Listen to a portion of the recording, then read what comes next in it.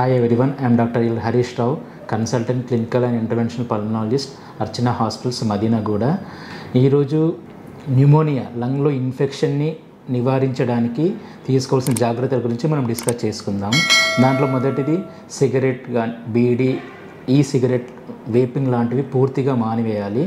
And దీర్ఘకాలిక వ్యాధులైన diabetes, hypertension వ్యాధులను మనం కంట్రోల్లో ఉంచుకోవాలి. అండ్ రెగ్యులర్గా ప్రతిరోజు అట్లీస్ట్ 30 నిమిషాల పాటు వీక్లో 5 days ఎక్సర్సైజ్ చేయడం ద్వారా మన ఇమ్యూనిటీని ఒక మంచిగా డెవలప్ చేసుకోవడం ద్వారా న్యూమోనియాని ప్రివెంట్ చేయవచ్చు.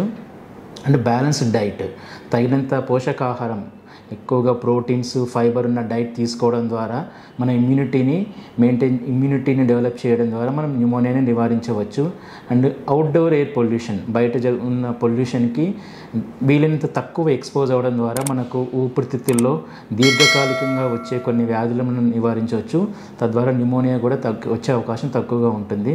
అండ్ దీర్ఘకాలిక వ్యాధులు ఉన్నవాళ్ళు, వయసు ఎక్కువగా ఉన్నవాళ్ళు ఖచ్చితంగా బయటకు వెళ్తున్నప్పుడు మాస్క్ ధరించడం ద్వారా కొంచెం ఇన్ఫెక్షన్స్ రావడాన్ని మనం తగ్గించే అవకాశం ఉంటుంది.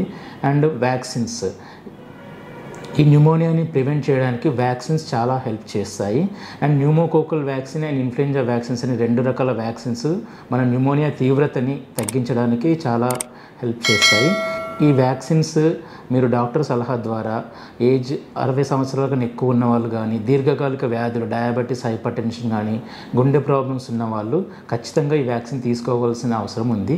దీని ద్వారా మనం న్యూమోనియా తీవ్రతని చాలా వరకు తగ్గించవచ్చు. ఈ వీడియో కనుక మీకు నచ్చినట్లయితే లైక్ చేసి, షేర్ చేసి, కామెంట్ చేయండి. మా ఛానల్ని సబ్స్క్రైబ్ చేయడం మాత్రం మర్చిపోకండి. Thanks for watching.